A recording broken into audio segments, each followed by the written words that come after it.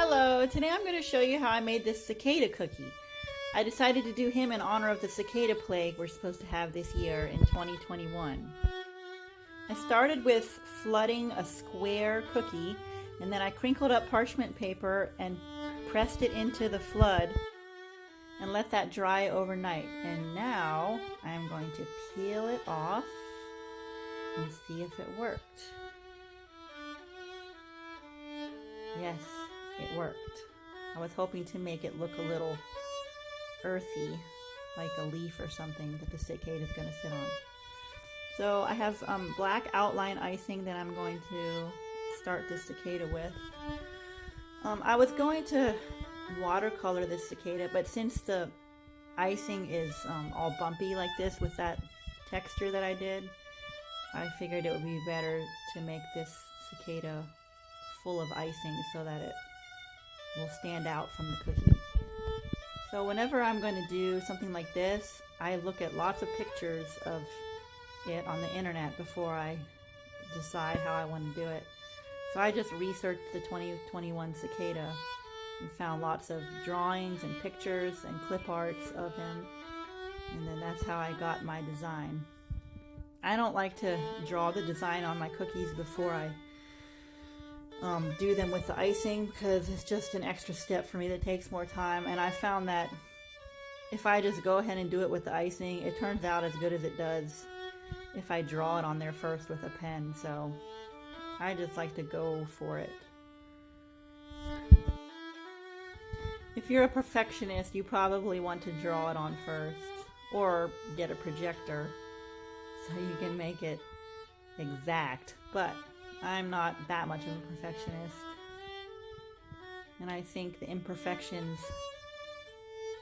make it more human and more like art, so I just go for it. So I'm basically just outlining the cicada first, giving him some legs. Gonna speed this up a little. So I've been reading some about these cicadas on the internet because I think it's pretty fascinating how these things only come out every 17 years. So I'll share some fun facts about them. This brood is called brood X, or actually the X is the Roman numeral for 10, so brood 10. They come out every 17 years. And they're not harmful.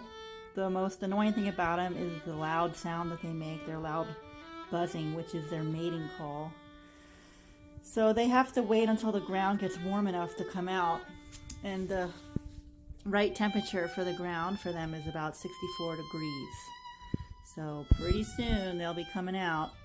Okay, so here on the cookie I'm adding the little ribbed texture on his back, which is what you see whenever you see their little brown shells stuck everywhere to trees. I wonder if anybody used to collect those like I did when I was little.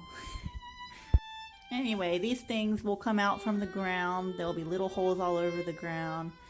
And for about 4 to 6 weeks, they will be mating and buzzing in the trees. And the females will lay hundreds of eggs. Each female will lay hundreds of eggs up in a tree.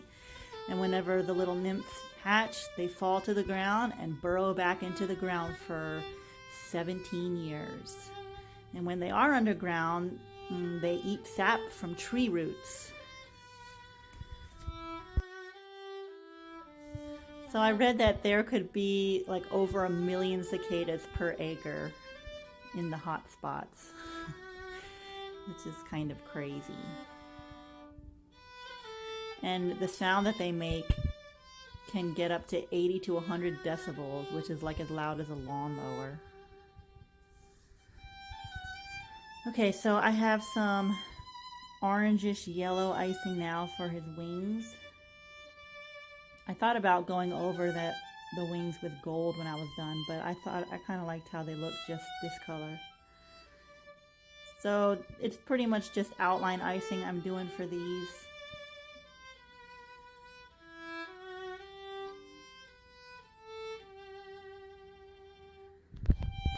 So yeah, the cicadas aren't really harmful. They won't destroy the crops or anything. They're just loud, and maybe one will like fly into you once in a while. but they don't sting or hurt. They're just going to be really cool to see. So, all you folks from New York west to Illinois and south into northern Georgia, get ready for the cicadas. So if you watched this video and enjoyed it, or even if you didn't enjoy it, please subscribe to my channel and give me a like and a comment if you will.